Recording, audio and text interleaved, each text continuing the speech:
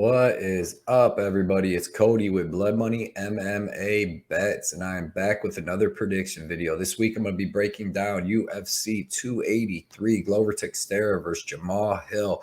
It's going to be a really good card, man. I'm actually pretty excited about this card. 15 fights, 2 title fights, man. You can't go wrong with that. It's got a lot of good up-and-coming Brazilian fighters on it that I really want to see. A couple short notice guys, but man, it's going to be a really good card. I cannot wait to see who wins this Glover Jamal Hill fight. And then the Moreno Figueiredo trilogy will finally be over. I want to go over a couple little things quick, and then we'll do a quick recap of last week, and then we'll get right into these 15 fights.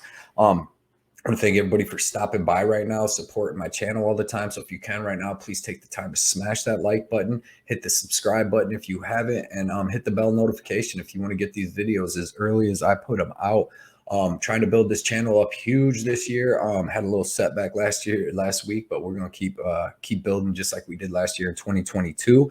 Because Mr. Pay-Per-View is back, man. It's the first pay-per-view of 2023, and I guarantee that I kill this pay-per-view card.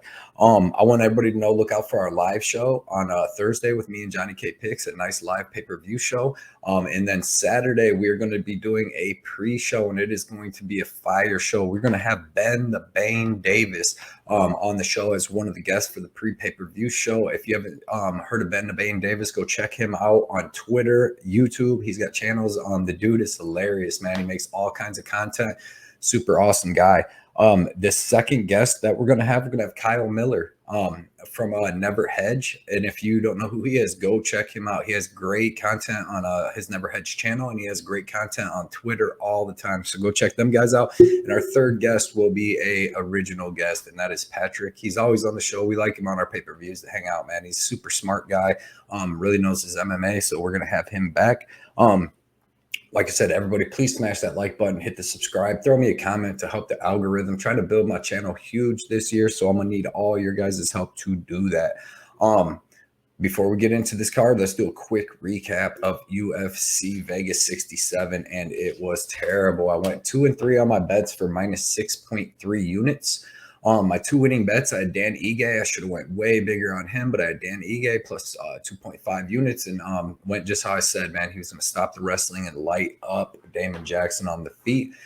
And the flick under 2.5, that was another easy bet, man. Them were my 2 most confident picks too, and I should have smashed the betting on them and then lowered my bets as my picks got less confident. But for some reason, with the time off, I didn't stagger my bets like that, and instead I just like max bet them all. So that's the way that you lose 6.3 units when only, losing 1 extra fight. It will be adjusted and fixed this week. But yeah, man, my 3 losing bets, I had Nasruddin Imavov minus 3.6 units, and he looked kind of terrible, but Sean Strickland's just a dog, man. And good for him. That was a good fight by him. The second losing bet was Rebecca under 1.5 rounds. I lost 3.5 units on that, and I was shocked. I really, Rebecca came out, tried to get that finish. Threw everything in the kitchen sink at Fiore, and he withstood it and didn't give up, didn't quit on himself. So, yeah, man, I lost that bet, but good for him. Third bet was Basharat fight doesn't go to decision. And, yeah, man, another one, Mendoza was just tougher and had more cardio than I thought he was going to have. And he toughed it out, man. So, yeah, there was 2 unders that I basically – or 2 overs that hit that I thought them fights were going to finish. So, yeah, that brings my official bet record to 181 and 128 for plus 69.5 units. My 2023 record is 2-3 for minus 6.3 units. But I guarantee you that I end Mr. Pay-Per-View shows up huge for this card, and I get all that back and more. I'm gonna get it. I'm gonna get and more. I know I always say that, and I always do that when I come back from a loss. So what we're going to do, we're going to get right into this UFC 283 card. Like I said, 15 fights. I'm going to try to go quick on some, so I'm not here, have you guys here for hours. So let's get right into it, guys. Let's get right into it. The first fight that I have wrote down, and I know it don't go in this order, but I have Thiago Moises versus Costa. Thiago Moises is 16-6, currently sitting at minus 300. He's 27 years old, 5'9", 70.5-inch reach. Melk is 19-5, and he's currently sitting at plus 250. He's 26 years old, 155 pounds, 5'10", with a 73-inch reach. He's going to have a 2.5-inch reach advantage and a 1-inch height advantage. And this is going to be a phenomenal fight, man. Both these guys are really well-rounded. Thiago Moises has excellent striking, counter-striking, kickboxing. Really likes to counter-strike these guys that can strike well. And if he can get his wrestling going and his BJJ going, he's going to hurt people, man. Excellent world-class BJJ. He's been fighting at American Top Team since he was 19 years old. Has some losses, but he's fought like some of the tougher guys, Damir Ismagulov, Islam Makhachev, and Joel Alvarez. Them aren't bad losses to have, Benio Dariush. But everybody else that's around his level, he's usually beaten. He's got these good wins over Michael Johnson and Bobby Green and Alex Hernandez, which are all 3 good wins. Looked really good in this in his short fight with Christos Giagos. But man, he's just well-rounded. He's got excellent counter-striking, decent wrestling, excellent world-class BJJ, and he's just a really good professional. He's only 27 years old, almost 28. Costa, man, he's coming in on short notice to fight Thiago Moises. But this kid's actually good, man. I watched a bunch of his other fights in the LFA and his regional scene fights, and this kid's good. He's well-rounded. He's got good striking. He's got good Muay Thai. He comes out of the Shudo Box camp. Good Muay Thai, good clinch, good strikes in the clinch. He can be taken down, but he has a pretty good get-up game, and he has good sweeps, and he has good BJJ. He's really good on top with good ground and pound. This kid's actually going to be really good. He's only 26 years old himself. I don't think that he's going to be able to win this fight because what he's good at, that's also what Thiago Moises is good at. And then Thiago Moises just has so much more experience to draw from, to help him win the tough fight. So I'm going to take Thiago Moises. I know he's a big favorite. I'm going to take Thiago Moises, but I do think this fight goes over. A lot of Moises fights go to decision. I do think that this kid's savvy enough on the ground to stay alive, and then if it stays standing, he's good enough standing to stay alive. Second fight we have is Daniel Marcos versus Saimon Oliveira. Daniel Marcos is 13-0. He's currently sitting at plus 160. 29 years old, 136 pounds, 5'7" at the 68-inch reach. Saimon Oliveira is 18-4, currently sitting at minus 190. He's 31 years old, 5'4" with a 66.9-inch reach. So you see there that Marcos is going to have a 3-inch height advantage and about a 1-inch reach advantage. But yeah, man, Daniel Marcos, this kid's good. He's got really nice boxing combos. He's got really good boxing. He's tall. He's long.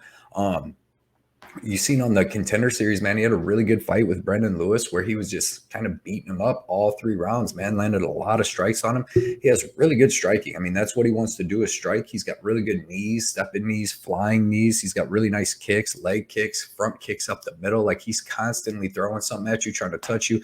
Teep kicks, front kicks, push kicks, everything. He has a really excellent pace and good forward pressure.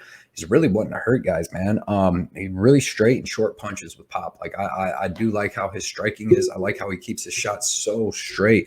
Really good striking, but his grappling's a mystery. He's got a lot of, you see here, he's got a lot of guys he's fighting like in South America and stuff that they're just really not all that good. Some of them, they got decent records, but it's hard to tell. Mostly he's just dominating these guys. And he's really good, man. He's a really dominating fighter. He's got the low level of competition. But you see here, he's 13-0 as a pro. And he's 19-0 if you go back to his amateurs. But like I said, a lower level of amateur fighting. But man, this dude's good. Good striking. Showed decent takedown defense on the Ultimate Fighter. So I really like this kid, man. Saimon Oliveira. Here's another great fighter, man. Had a good showing. He came in and fought Tony Gravely in his last fight. And had a really good showing. He got beaten unanimous decision, but he fought a hard fight. He's got excellent BJJ. He's got really opportunistic guillotines and front chokes. You see here, he had 3 in a row, 5 in a row. Guillotine. His guillotine is sick. He almost caught Tony Gravely in it twice. So you see he's got 1, 2, 3, 4, 5 guillotines in his last 9 wins and with a front choke. So 6 out of 9 wins are guillotines and front chokes, which Daniel Marcos is definitely going to have to watch out for, Saimon Oliveira, though, has really good striking himself. He has good stand-up. He has good kicks. He's got really nice elbows in the clinch and in close range. Good stepping and flying knees, just like Marcos. And then decent wrestling with nice top pressure. If he can get on top, he's good. He's got good cardio. Like I said, he showed against Gravely. This is a really good fight, man, between really two tough guys. And I'm going to take Saimon Oliveira. I'm going to take him to get the win just because I think that he has more ways to win with the grappling and all that. And I think his striking is pretty good, and it's good enough to stand with Daniel Marcos. But not too confident. Both these guys are really, really good. And if Daniel Marcos's takedown defense is really good, because like I said, it's kind of a mystery, he can definitely win this fight if he can keep it standard. But I'm going to take Saimon Oliveira, and I am going to take him by decision because Daniel Marcos is tough, never been beat, never been finished. And if you see here, Saimon Oliveira has only lost by decision in his career. Does have a lot of finishes himself, but the last two fights he's had has gone to decision. And I think that this dude's just as tough as Daniel Marcos was, just as tough as them guys. Next fight I have is 1 second. They moved this one way up somewhere. Where'd it go? 1 second. Right there. There we go. Sorry. All right. Next fight is Luan Lacerda versus Cody Stamann. This is going to be a good fight. Luan Lacerda is 12-1, currently sitting at plus 260. He's 30 years old, 5'7" with a 73-inch reach, which is crazy. That's a long reach. Cody Stamann, 25-1. He's currently sitting at minus 330. He's 33 years old. He's 5'6" with a 64-inch reach. So you see right there, Luan's going to have almost a 9-inch reach, or about an 8.5-inch reach advantage and 1-inch height advantage, which I can't even be right. I don't know how that could be right. But yeah, both these guys are good fighters. To be honest, I wasn't that impressed with this Luan Lacerda. Yeah, he's 12-1. His striking was okay. 1 second. His striking is okay.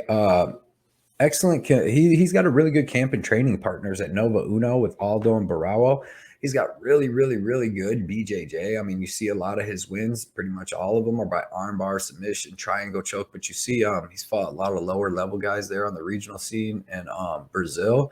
But when I watched him, man, I was not that impressed with him. He's got decent striking with decent kicks, but his striking really didn't look that good to me. He didn't look all that dangerous.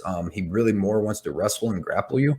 If he takes your back, man, he's got a really good back take, and he can definitely choke you out. You see all these rear naked chokes, and guillotines.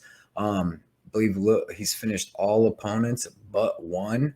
But his opponents weren't all that good. And a lot of these, man, he really wasn't doing all that good until he choked him out. Like, I wasn't impressed with anything. It's terrible wrestling, but like I said, good scrambles, good sweeps. If you go to the ground, he can take your back. Seems to be winning until he hits the sub, man.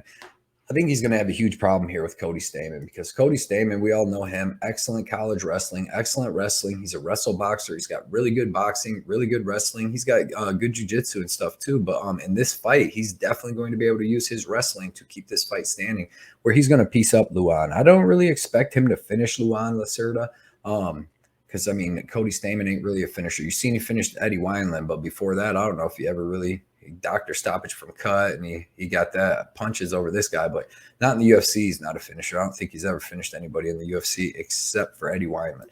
But yeah, man, I'm really high on Cody Stamann. I think of all the fighters, he's a lock, because Luan Lacerda just doesn't have good stand-up, and he doesn't have good wrestling, and he's not going to be able to get Cody Stamann to the ground, and Cody Stamann ain't going to take him to the ground and give him what he wants. So give me Cody Stamann by decision.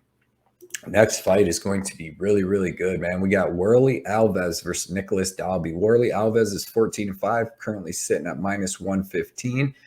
He's 32 years old, 5'11", with a 72-inch reach. Nicolas Dalby is 24-1, currently sitting at minus 105. He's 38 years old, 5'11", with a 74.5-inch reach. So you've seen there, Nicolas Dalby is 38. He's 6 years older than Warlley Alves.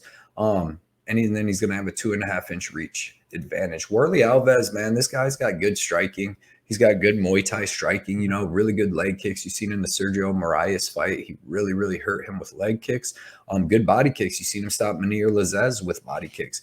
But he goes really, really, really hard in that first round and tries to get people out of there. And if he doesn't, man, he's been gassing. James Krause got him to gas and finished him. He was slowed down against Randy Brown and got triangle choked. And he's a high-level black belt. He shouldn't be getting triangle choked by Randy Brown. And then he got knocked out bad against Jeremiah Wells in this last fight. But yeah, man, he's well-rounded, good striking, good leg kicks, really good leg kicks, good body kicks, decent punches. He's got pretty good wrestling and he's got really good jiu-jitsu. But when he uses his wrestling and grappling, he's only got about a round and a half of that before he really, really gassed out, man. He's been finished in his last 3 losses. You've seen that because he slows down, he gets finished, slows down after 1.5 rounds. He really got sent to the shadow realm about 6 months ago, like bad. I mean, Jeremiah Wells really finished him bad. Last 6 fights, he's finished. So you see all these, man, finishes and getting finished. But he's only 32 years old, but he's had a lot of damage, man. Nicolas Dalby, on the other hand, he hasn't had near as much damage, but he's 38 years old, but he's got a ton of fights, but he uses a lot of grappling and a lot of good karate style striking to stay out of taking big shots. Good karate point striking style. He's got really good cardio. He's got really good kicks. He's got good offensive and defensive wrestling. Sets a really nice pace. He did get taken down a couple times in the last fight against Claudio Silva, but he was able to reverse it in the middle of that second and take over and get the win. It was a really close fight with Tim Means. He had that really good fight with Daniel Rodrigues. Really good, man. He's really good. He's got a good variety of kicks, body, head kicks, leg kicks, all that. Really good at switching stances, keeping guys guessing, but he's 38 years old. He can be taken down. He's not the most dangerous guy. You see here, he ain't finishing anybody. He got finished against Jesse Ronson, but he was on roids. But you see, I mean, so what is it? One, 2, 3, 4. His last 4 fights have gone to decision, and before that, the finishes he would get would be lower level guys outside the UFC. But I think that this is going to be a really, really, really good fight. I know Dalby started out as a giant favorite. He was minus like 200, and then all the money came in on Warlley Alves to make him the favorite now. But I'm actually going to go with Nicolas Dalby, man. I think he has the striking to strike with Alves. I think he has the grappling to grapple with Alves. And when Alves starts slowing down in that after that first round and a half, like he always does, Nicolas Dalby's going to take over, man. I feel like if James Krause can finish him, Nicolas Dalby has a good chance too. So I'll take Nicolas Dalby. I'm going to see where this line goes throughout the week, and then see if I'm going to end up making a bet on it or not, because he's just going to become the bigger and bigger underdog. And it's just going to keep changing. Here's the fight. I'm not going to take too long on it. I broke this fight down, seems like 500 times. I don't know why Jailton Almeida is wasting his whole career trying to fight Shamil. I get it. It's a free win, but you've been trying to fight this guy for over a year now, and he keeps pulling out. I know you took some other fights in between it that Almeida has, but I don't know why he keeps pursuing this fight. Jailton Almeida is 17-2. He's currently sitting at minus 1,000. He's 6'3" with a 79-inch reach at 31 years old. Shamil Abdurakhimov, I don't care. Shamil probably won't fight this weekend. Russian name is 20-7. Plus 625. He's 41 years old. He's 6'3" with a 76-inch reach. So these guys are the same height. Jailton's going to have a 3-inch reach advantage, and Jailton is going to have a crazy grappling advantage, age advantage, speed advantage, power advantage, everything. I expect Jailton Almeida to go out, take Shamil down, and either get a ground and pound or a first round, submission like he's been doing to everybody. He's finished all of his fights pretty much in the first round. I think every one of his fights, there's one that went to the second. But other than that, he's finished every one of 2 that's gone to the second. Every other fight that he's had was finished in the first round. So bet that under 1.5 if you want to. I think it's minus like 300, but I'm not going to touch it. But if they do fight, I am taking Jailton Almeida to smash Shamil in that first round and probably most likely get the sub. I say he gets the sub. Next fight is going to be amazing, people. We got Terrance Mckinney versus Ismael Bonfim, the brother of the other Bonfim, Gabriel Bonfim, that's fighting later too, and it's going to be a phenomenal fight. Terrance Mckinney, man, 13-4, currently sitting at minus 120. He's 28 years old, 5'10", with a 73.5-inch reach. Ismael Bonfim, he's 27 years old. He's 18-3, currently sitting at plus 100, and he's 5'8" with a 71.5-inch reach. So Terrance McKinney's going to have a 2-inch height advantage and a 2-inch reach advantage. Terrance McKinney, man, what's there to say about this guy? Super explosive, super good fighter, phenomenal wrestling, phenomenal BJJ, phenomenal power and striking, man. He's able to choke guys out or knock guys out. You see here, he's finished every single one of his wins in the first round. There's a third round and might have another second, or know that he lost. Every one of his wins has been finished in the first round except one, and he's been finished in the first round 1, 2, second round for that one, 3 times in the first round and 1 time in the second. So none of his fights have gone over the 1.5 rounds. like in his whole career, basically. So I imagine that you can bank on the under 1.5 rounds. You've seen against Frivola, he's got that crazy 1-2 down the middle. You've seen against Drew Dober, he's got crazy power in his hands. He's got excellent flying knees. He had Drew Dober with 2 crazy knees. And but you also see, I mean, he was on short notice in that fight, but you also see he gives you all he can give you in that first round. And if you can take it, he usually gets finished in that second because he gasses out. His striking's good, but when somebody's a better striker than him, it's hard for him to sit there and stay because his striking's good and powerful, but it's not that technical.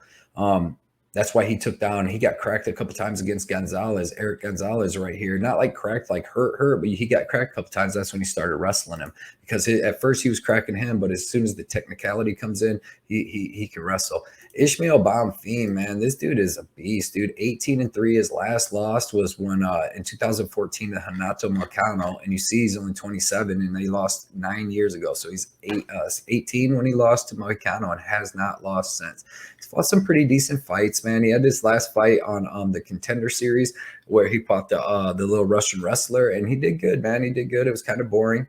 Watch this other fight right here. That was kind of boring too, man. His last 3 fights have gone to decision, but before that, he was finishing people. But he's fought some tough guys in his last 3 fights. If you look at the record, 10-1, 12-2, 28-3.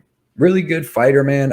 I like his BJJ. He's got phenomenal BJJ. He really doesn't use it. He wants to strike with you, and then usually his chokes and stuff come from when he's striking with people and he starts beating them up. Then they shoot in on him. That's where he's getting his submissions and stuff. But decent offensive and defensive wrestling. He's got good cardio and he's got decent power in his hands himself. But he really wants to submit guys. But he does have some power in his hands. This is going to be a crazy fight. I'm going to take Terrance McKinney. I do think that if this fight goes over 1.5 rounds, Ismael is going to win it. He's got better cardio. He's got better technical striking. Pretty good jiu-jitsu. But I just think that Terrance McKinney in that first round, he's going to be a little bigger and he's just going to be a little better. I think he gets the first round club and sub, to be honest. I know he's going to have the better wrestling.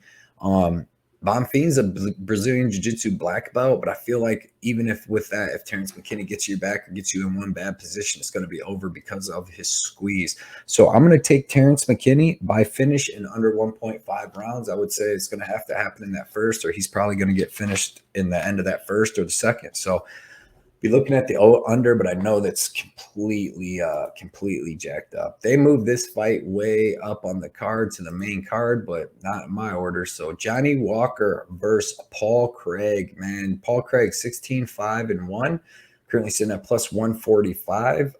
He's 6'3" with a 76-inch reach, 35 years old. Johnny Walker 19-7, currently sitting at minus 170. 205 pounds. He's only 30 years old, so he's 5 years younger, and he's 6'6" with 82-inch reach. So he's going to have 3-inch height advantage and a 6-inch reach advantage and a 5-year age advantage. All the tail of the tape goes to Johnny Walker. Paul Craig, decent striking, decent wrestling, phenomenal BJJ. As we know, he's going hard for it in that first round to get you to the ground and submit you. And if he can't, then he has a really, really, really hard time winning the fight. You've seen against Ozdemir last fight, once he went for it all in the first round, couldn't get it. He really, really gassed out and was able to be held down, controlled. And then when the standing, it was just ugly.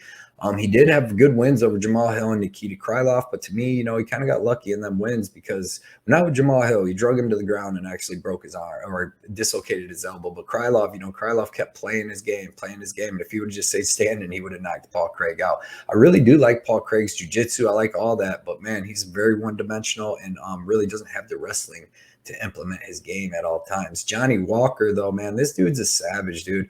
If you see here, you don't see much respect on his name these days because he went 1-5 in 5 fights, but you see he's fighting Corey Anderson, Nikita Krylov, Thiago Santos, Jamal Hill, Ryan Spann. He's fighting the top of the guys, and he took his losses in them ones, but he fought tough guys that would definitely beat down Paul Craig. I really, really, really like Paul Walker, Johnny Walker here, man. If you go look through here, he's only been submitted one time in his whole career, and that was by Klitzen and Abreu early on in his career, about 9 years ago, or 8 years ago, So other than that, he hasn't been submitted by nobody. He's submitted a couple people himself. You seen last fight submitted Ian Kutalaba. And Paul Craig, traditionally, if you see in his losses, they're usually the really hard punchers that he can't get to the ground and submit, and then they end up knocking him out. Like Tyson Pedro actually finished him on the ground. Khalil Roundtree knocked him out. Jimmy Crute finished him with a Kimura. Actually, when and that was a dumb fight because Crute just kept rolling around with them all fight and was in bad spots himself, but got the Kimura. Lonzo Menafield knocked his head off. And then Oostamir was able to take him down. I'm going to take Johnny Walker, man. I don't think that Paul Craig's going to be too small in this spot. I don't think that he's going to be able to get Walker to the ground. I think even if he does, Walker's going to be able to get right back up. But he's shown good takedown defenses in his career. I think he's going to either be able to get right back up or just stop the takedowns altogether. And he is going to crack Paul Craig with some type of elbow, probably standing elbow. I think he gets him with one of them clinch elbows like he's already showed and gets that first round knockout. So I really like Johnny Walker, and I really like him in that first round, early second. So I like the under in that too. Next fight is going to be another good one, man. We got Gregory Rodrigues versus Bruno Ferreira. Gregory Rodrigues, 13-4, currently sitting at -330. He's 30 years old, 6'3" with a 75-inch reach. Bruno Ferreira is 9-0, currently sitting at +270. He's also 30 years old, 5'10", and we did not have a reach for him. So Gregory Rodrigues is at least going to have a 5-inch height advantage, and I would say at least like, a 3-inch reach advantage, being that Bruno's 5'10". This is going to be a phenomenal fight, man. I know the line doesn't indicate that, but both these guys are really, really good. Bruno Ferreira is no joke, man. Gregory Rodrigues is no joke either, though, man. We've seen against Chidi, he got his head exposed to the whole world, like the veins, everything, came back, fought hard and won, knocked out Julian Marquez, which is no easy feat to do. First guy to do it. I thought he won the Petrosian fight. Should have started wrestling earlier. But, man, Jung Young Park, Dusko Todorovic, Josh Fremd. I mean, this dude is good. This dude's one of the most well-rounded guys in the UFC. Crazy striking, excellent boxing, good leg kicks, excellent power, KO power. He has really good wrestling and judo, and he's like the highest level black belt, one of the highest level black belts you can get.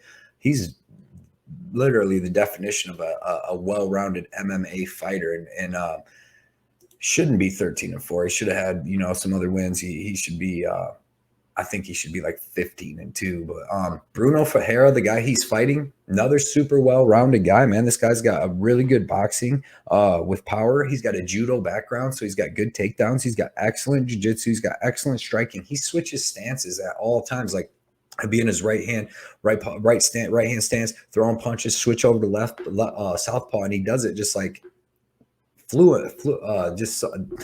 sorry, I got messed up real fluently, man. Just from one side to the other. His punches come from the right hand stance. His kicks from the southpaw are dangerous.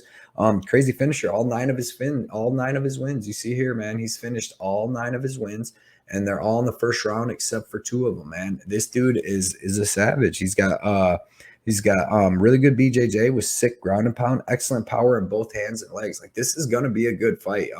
He can strike, he can wrestle, and he's got BJJ. He's basically the same thing as Gregory Rodrigues, to be honest.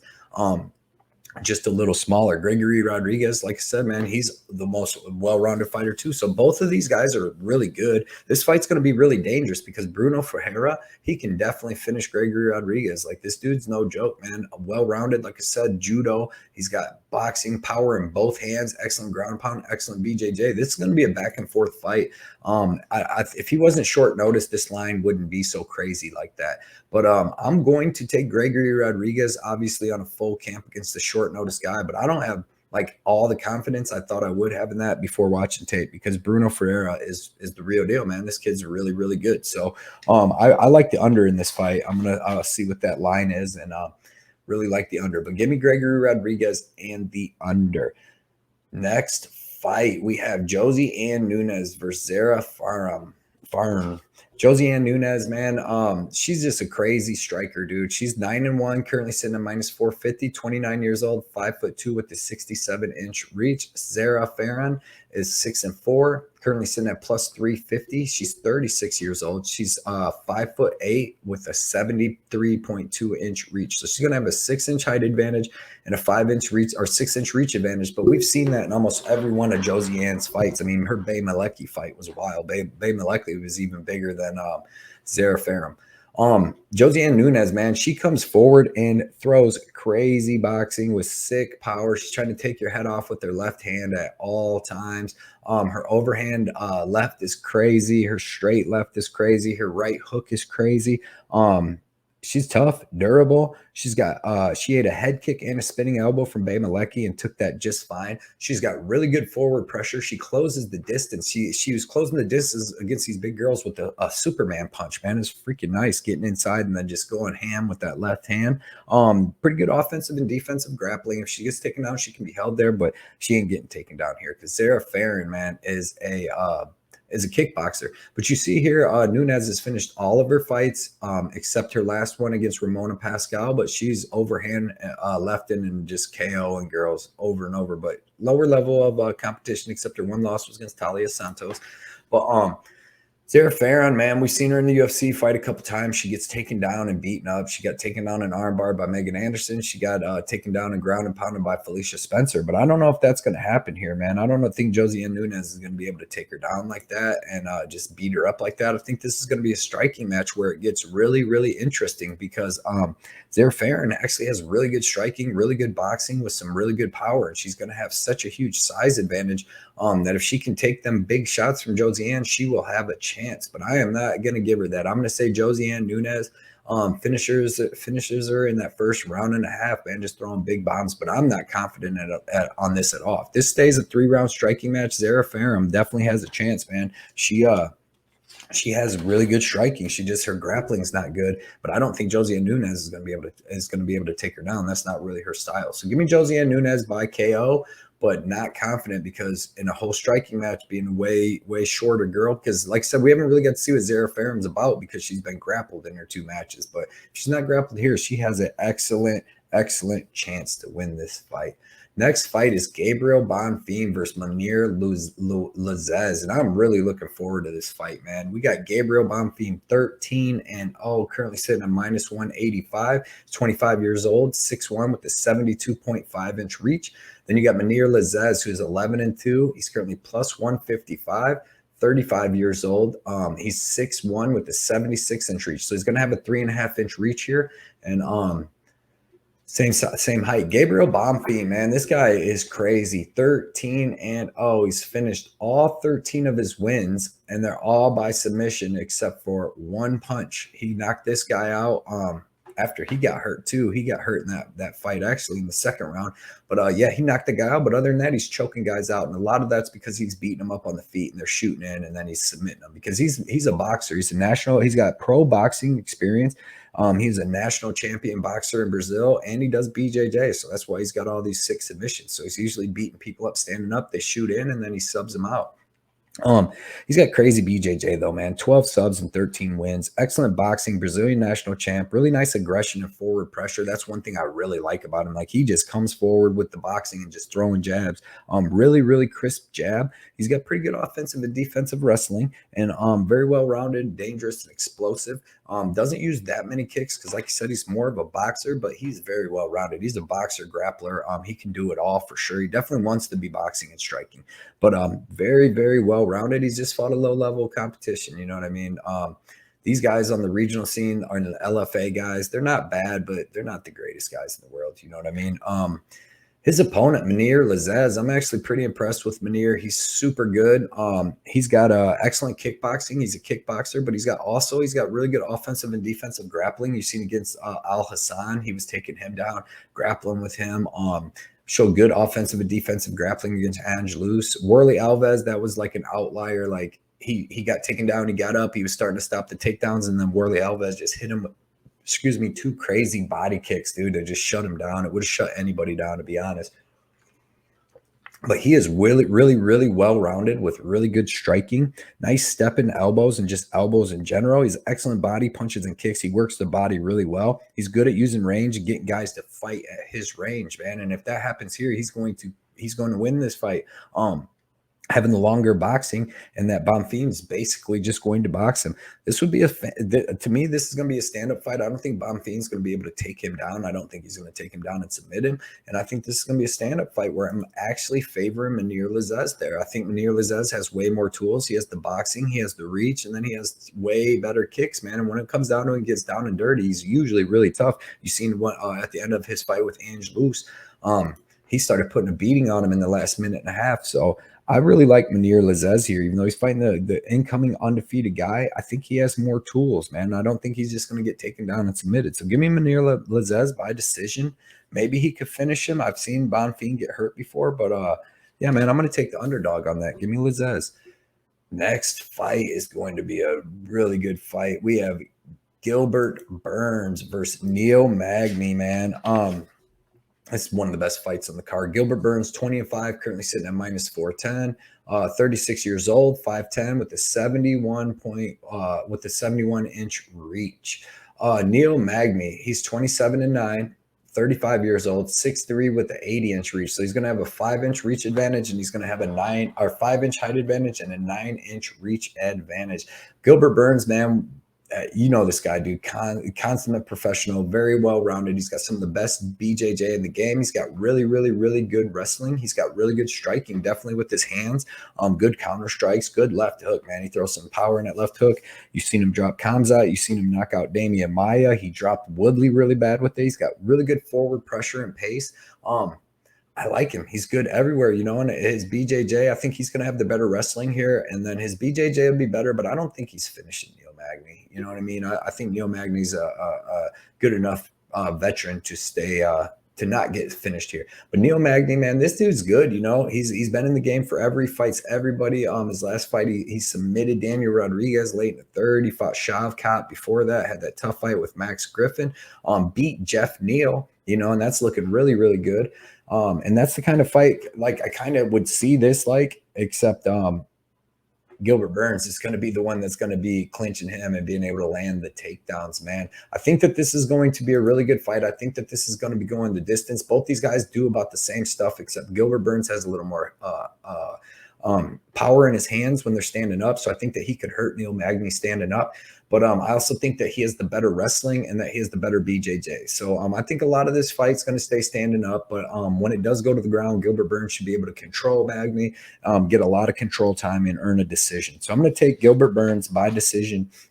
And we'll see what them decision lines look like. But that's going to be a really good fight. Both well-rounded veterans, man, that are going to both put on an excellent fight. Next fight is in the women's flyweight division. We got Jessica Andrade fighting Lauren Murphy. Jessica Andrade is 23-9, currently sitting at minus 460. She's 5'1" with the 62-inch reach. Lauren Murphy is 16-5. She's 39 years old. She's 5'5" and with a 68-inch reach. So you see here, she's going to be 8 years older, but she's going to have a 4-inch height advantage and a 6-inch reach advantage. Jessica Andrade, man, she's a really good, well-rounded fighter. She's got power in her hands. She really don't throw kicks, but man, her hands, she throws power with both of them. She knocks girls out. You see, I believe in her last 5 wins, they're all finishes, and they're all there's at least 4 different ways. So you got a hook to the body win. You got a slam win. You got a punch win. You got a punch win. You got a standing arm triangle. So she's finishing girls in a lot of different ways, but a lot of these girls are at 115. You know what I mean? She's finishing Rose Namajunas at 115. She finished Carolina at 115. She got finished by finished by Weili Zhang at 115, or only finished at 120. Recently at 125 is Caitlin Chukagian, but she got finished by Shevchenko.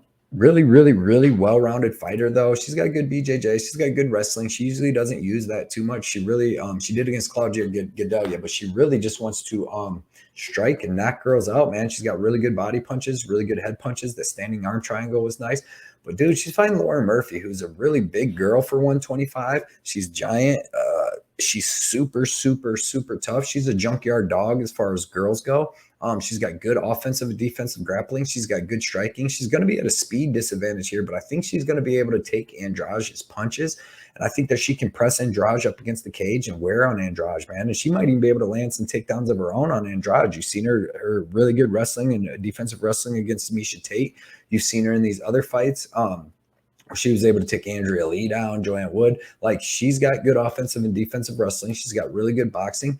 If she don't get knocked out in that first round, I'm actually favoring Lauren Murphy to win this fight, just being the bigger girl, putting on a pressure on Andrade. And one other thing is Lauren Murphy's only been finished one time in her 21 fights, and that was by Shevchenko, and that was on the ground. She was doing all right, standing up, getting beat up a little bit, but Shevchenko had to take her to the ground and finish her. But other than that, she's never been finished. And I don't see Andrade coming up from 115 finishing her, to be honest. Lauren Murphy's too big.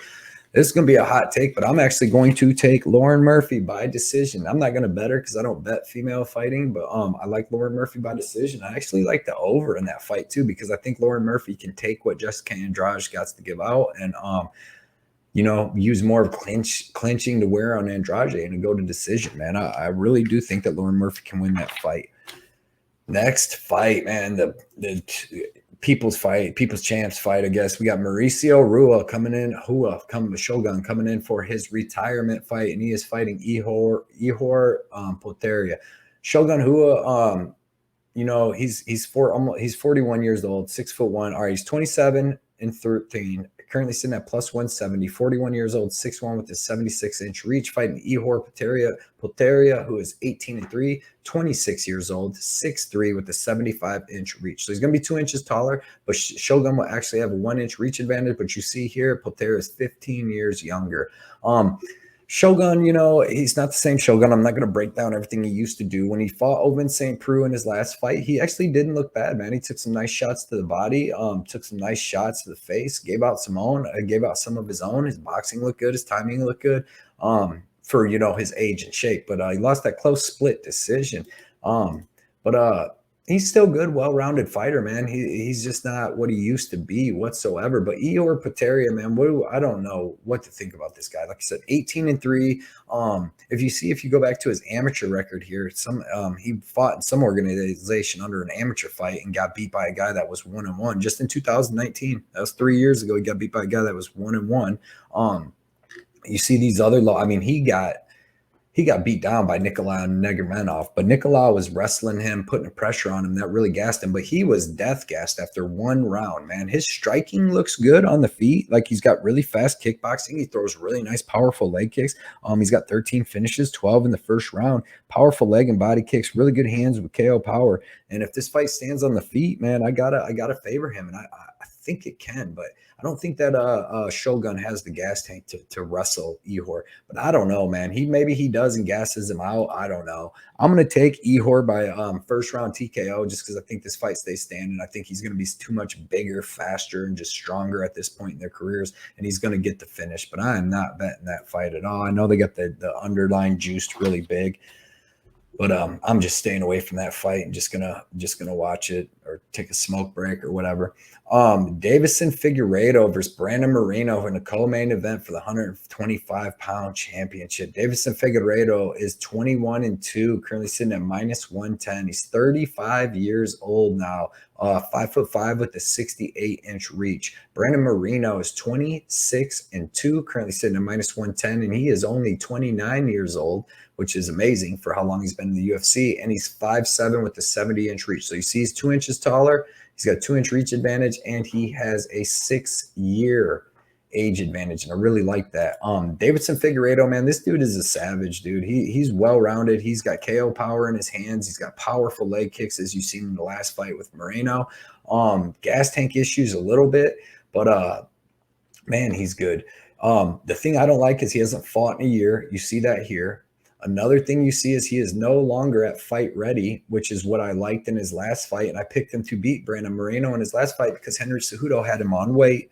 He had him in camp, had him on weight on time. He wasn't crying at the weigh-ins, had a good fight plan for him. And for some reason, Figueiredo is not there no more. So I feel like he's going to have a problem with his weight. When he got choked out right here by Moreno, he was crying at weigh-ins, literally crying to make weight. That might happen again this time. And when he doesn't make weight is when he looks terrible, man. I bet him right here against Jussier Formiga, and he had so much trouble cutting weight. He looked so terrible and got beat by a dude that he should have dusted. You seen him beat Alexander Pantoja the next fight.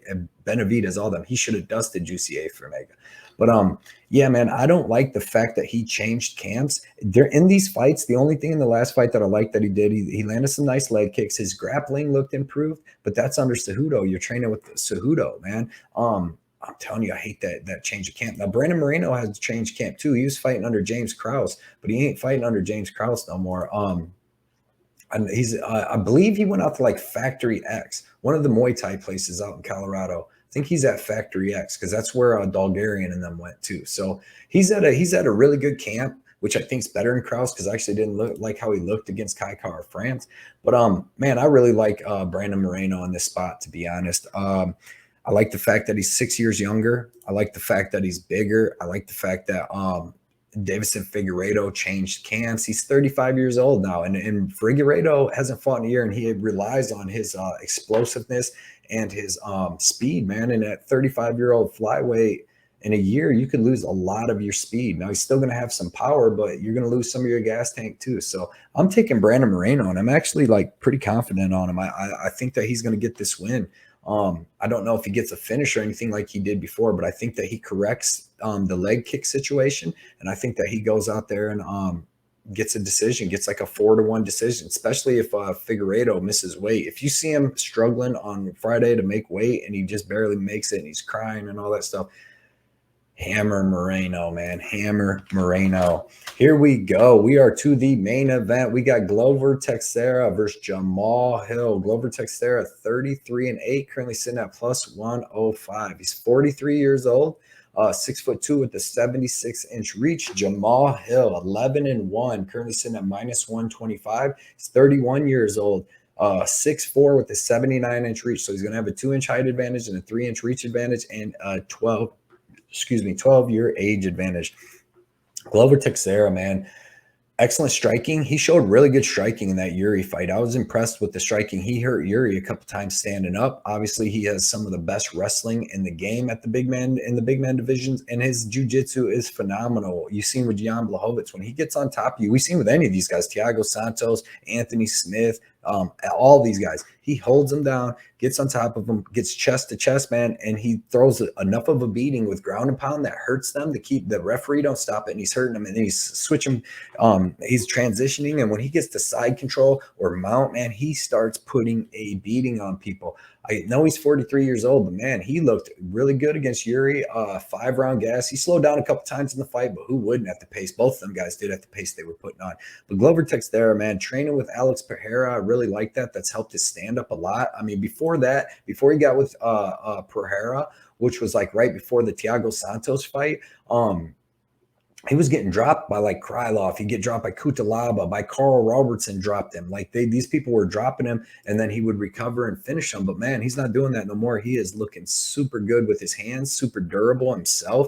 He took some big shots against Yuri and just ate him. So yeah, man, that could be a problem for Jamal. Jamal Hill, though, dude, phenomenal striking. His boxing's awesome. His left hand is killer, dude. He touches you with that, and he's gonna put you to sleep. You seen even the right hook he got Jimmy Crute with, the overhand right that he hit freaking Johnny Walker, where he just like his whole body just went like a wave and hit the ground and went back.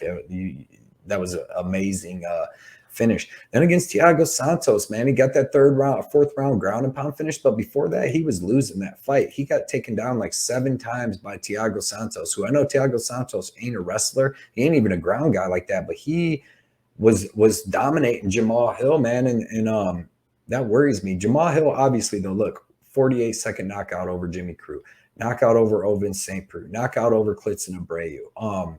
He's got some quick knockouts. He's finishing everybody besides Stosic, but he's been finishing everybody lately. Obviously, he got his arm dislocated by Paul Craig, but really all he has is boxing, man. And I think that Glover Teixeira is a good enough vet to be able to stop the boxing of Jamal Hill, you know, use some of his boxing to get in close, and he's going to be able to drag Jamal Hill to the ground. And I don't think Jamal Hill's as versed in jiu-jitsu, you know, as like Thiago Santos or even Yuri. Yuri showed good defensive submission defense, and he showed good sweeps. But Yuri had a long time to get ready for Glover Teixeira. That's another thing. Glover Teixeira has been getting ready for a 5-round fight for like 3 months now, where Jamal Hill, you know, he just got that UFC 282 got over at the end of December, like December 12th, you know, so he's only had about a month to prepare for this 5-round fight against this jiu-jitsu savage. So I don't know if that's going to be completely long enough, you know, but in the end, man, I'm going to take Glover Teixeira, man. I say that he's going to be able to take Jamal Hill down, and that he's going to be able to hold Jamal Hill down and put a beating on Jamal Hill, and get a submission, get a ground and pound, or get a submission in them first 3 rounds. I just don't think that Jamal Hill's takedown defense is good enough, and I think that he tired out against Santos too. And you know that Glover will come out and wrestle you all 5 rounds, come down and put a beating on you. And I think that I think that he's going to be able to get on a spot on Jamal Hill's back, or he's going to mount Jamal Hill. And I think that he is going to lay down some big punches. I think that he's going to get a submission, and Glover gets his belt back. I'm not confident in it too much. I mean, I'm not going to probably bet it at all or nothing, but I really do like Glover to win here. I think he's got more tools in the toolbox, and I think that he's going to be able to stop the boxing. Man, this was a really fun fight card to break down. I appreciate everybody that comes out and watches it, comments, likes it, everything. Mr. Pay-Per-View is back, man. We're going to get that money back from last week. Get them 6 units back. That's nothing. We'll just sweep this card, go 5-0, and get like 12 units back. So I appreciate everybody watching me, man. Look out for our live Thursday night. Look out for our live pre-show on Saturday, 2 hours before the prelims start. Like I said, Ben the Bane Davis. We got Kyle Miller, man. We got Patrick, and we got me and Johnny K Picks. So come check us out, man. Everybody go follow me on Instagram at Blood Money MMA Bets and Twitter at Blood Money MMA Bets if you want to get my early bets throughout the week. I'm about to go post one here in about an hour. So I will see y'all then, man. See you guys Thursday night.